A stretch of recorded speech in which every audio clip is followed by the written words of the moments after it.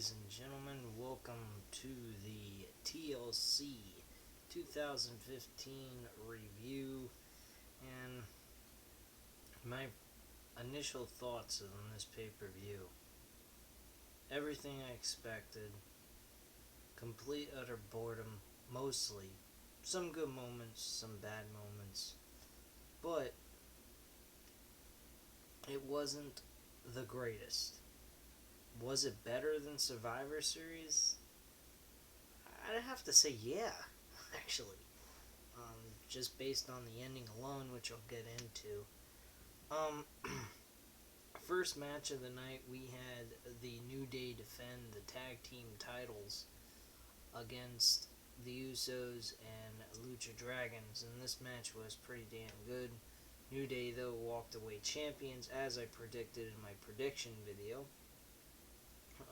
So yeah, Uso, the whole match was really good. The best spot on the whole match was when, I believe it was Kalisto who went ahead and did a flip on off a ladder, grabbed one of the Uso brothers and slammed him straight through a ladder that was sitting on the ladder they were climbing, and the other end of it laying on the rope, and they smacked right through it. It was fucking unbelievable. Uh, really think Kalisto may need a new pair of balls after that fall, because that looked like it had a hurt unless he was wearing a protective cup. That's all I have to say on that one. Match was good. Give it a 3.5 out of 5 stars on that match. The next match, Ryback versus Rusev, complete sleeper match. Who the fuck cares?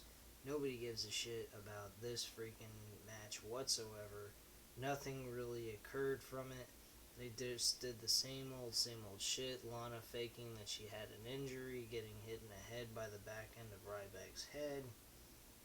And Rusev walks away with the victory with submission. By submission. With him, Ryback passing out. Big deal. I give this a dud. It was a complete failure of a match. Knew it was going to be a failure. Didn't fucking care either. Next match after that was Del Rio versus Jack Swagger for the United States Championship. Obviously, we all knew who was going to win this match. Del Rio walks away as the United States Champion. Nothing special about this one. That match, I give it a 2 out of 5 stars, just for decent effort, but nothing extraordinary or neat about it. The next match was the 8-man tag team match in the tables elimination, which should have been on Survivor Series, but we didn't get that because Vince McMahon's on drugs or he has Alzheimer's. But anyway, the point of this one was a one-sided ass whooping. The only one from the Wyatt family that was eliminated was Eric Rowan. Basically, WWE was pointing out to the audience that Eric Rowan is the weakest link in the group, actually, and he's kind of going downhill, which is kind of sad. I don't know when they'll try to help build this guy up as good as like Luke Harper, Bray Wyatt, and Braun Strowman, but whatever. One thing I did not like about this match, though, was they teased that they were going to light the table on fire with Bubba Ray Dudley, and instead he just pours gasoline all over it and gets attacked by Braun Strowman and just chokeslam basically through the table. And that's the end of the match. Stupid as fuck. But match itself was pretty old school type hardcore match, so nothing to complain here. Just that one portion of that match kind of sucked. I give it a 3 out of 5 stars. I would give it a 3.5, but because of that little ending there, I thought that was really bullshit. From there, we had Kevin Owens defending the Intercontinental Championship against Dean Ambrose. This match was actually very well put together. Decent, standard, old school type match. The ending was actually an old school type of ending. Neither one of them could hit their finishers and win the match. And Dean Ambrose did an old fashioned pin where he did like a Hurricanrana type maneuver countering Kevin Owens' pop-up powerbomb into a pinfall. Very nice ending, very neat, like that. And Dean Ambrose walks away winner of the Intercontinental Championship. I give it a 4 out of 5 star match. Definitely well done and entertaining stuff there. It kept my attention for quite a while. I like these two guys. I hope they have another match again. I think that they will do a very excellent job. Maybe raise the stakes a little bit higher. Maybe make it a last man standing match at the Royal Rumble or something like that. I think that would be really fucking cool if they did that. From there, we had the Divas title match, Charlotte and Paige. I was actually very impressed by this match. Very entertaining stuff occurred in this match. It was pretty standard wrestling.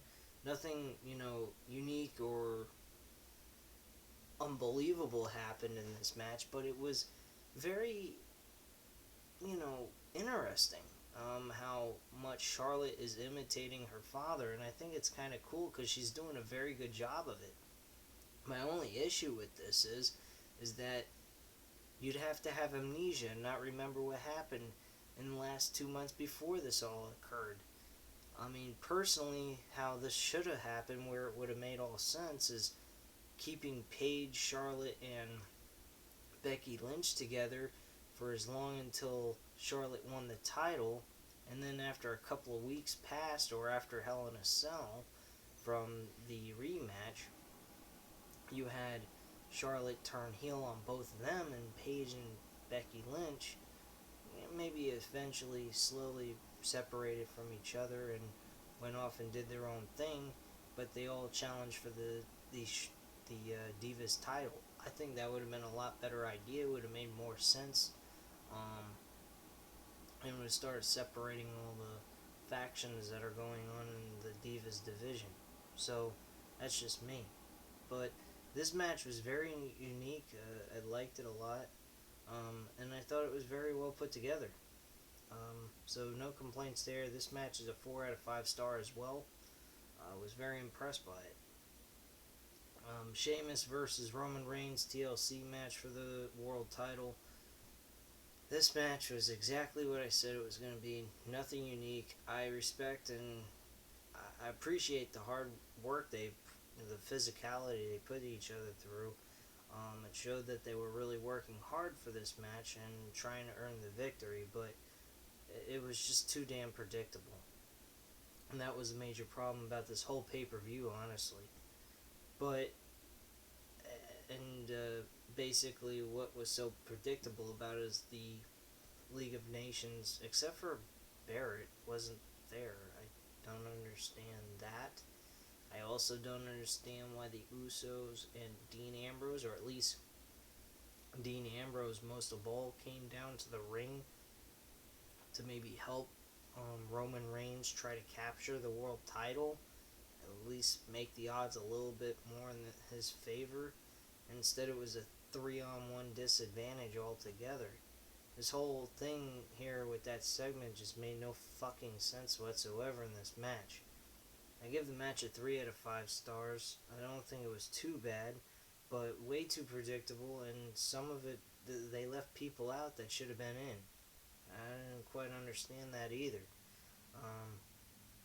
But it wasn't the ending of this match that was so interesting or unique. It was how aggressive Roman Reigns became after this match ended. He became a freaking badass. The audience got behind him. They started chanting, "Thank you, Roman," after he attacked Sheamus and Triple H. He really speared Triple H hard just a few seconds before the show was supposed to go off the air. He really nailed Triple H with probably the best spear I've ever seen him hit anybody with. Pretty much a Goldberg type spear. So I was really like, what the fuck, man? He is exploded. And the way he was acting, he would have been so perfect for that heel role just because of how great he was playing this fucking pissed off character that he was putting on. He, power bombed Triple H onto the announce table. Table didn't break, unfortunately. So he went ahead and he just did an elbow drop off the other announce table through the Spanish announce table. And that's how we got to see the table break. But the spear after that, after he did that, he speared him horribly with a Goldberg type spear. And my god, it was fucking awesome to see. He looked like a fucking badass. Now, do I think my friend and I were talking, my friend Matthew and I, who I work with on Random Wrestling Talk, he went ahead and he said, I think they're just going to fire him. He's going to come back at the Royal Rumble and win the Royal Rumble altogether, and that's going to be it, and he's going to win. And I'm pretty sure that's how they're going to go with this. And I don't understand why. Why not torture Roman Reigns instead of firing him? It'd be too easy to fire him. Just fucking torture him to death. Put him in, like, the same type of things they did with Daniel Bryan. Beat him the hell up, and if he can get through all that, face Sheamus for the world title at Royal Rumble, and have him win the Royal Rumble, the world title at the Royal Rumble. I mean, this whole inevitable bullshit of it's like they're jerking us off here, making us go, oh yeah, we're not gonna see Roman Reigns win. Get the fuck out of here. What are they waiting for? There's nothing to wait here. Nobody gives a fuck about Roman Reigns becoming champion. Nobody gives a fuck about Sheamus being champion. So just go with what you want. Give Roman Reigns the fucking title now and get it over with. Nobody fucking cares. We don't want to see Roman Reigns win the damn Royal Rumble again. I sure as hell don't. I know millions and millions of other people don't want to see it either. They want to see somebody else win it. And I'm pretty sure people would not have a problem with Brock Lesnar winning the Royal Rumble.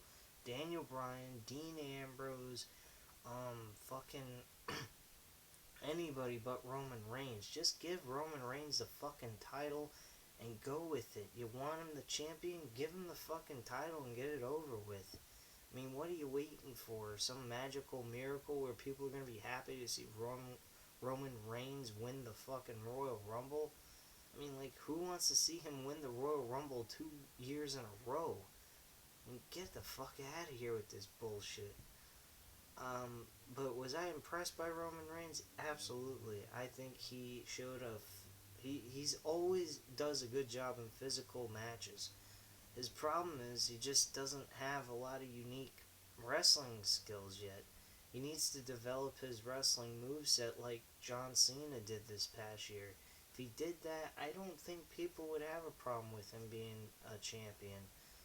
Maybe they would like to see him as a heel, just for the sake of seeing him as a heel first, because they want to see him be a badass character instead of being this so-called, oh, I'm a good guy who follows the rules and blah blah blah, and being a corporate douche. Personally, I don't think either way people are going to care about him being champions. Personally, if you want to they should do something really unique. Make Roman Reigns be the face of the company as a heel. What the hell? You know, I mean, what are you going to lose by doing that? I don't think much of anything. All you're doing is losing fans anyhow, so what does it fucking matter? Personally, I think this pay-per-view wasn't all that great. Wasn't all that bad either. I think it was a bit better than Survivor Series. I can say that much. That's at least the best thing I can say about TLC. It was at least better than Survivor Series. We had some decent moments. We saw some really good action, and we got some good matches here and there throughout the show. But anyway, at this time, it's getting kind of late for me. I gotta head off early tomorrow morning, be up early. So leave your comments and opinions down below. I'll be more than happy to get back to you guys and respond to anything you guys have to say. And layeth the smacketh down on that subscribe button. At this time, I do thank you very much, though, for watching, and have a great night, guys. Bye.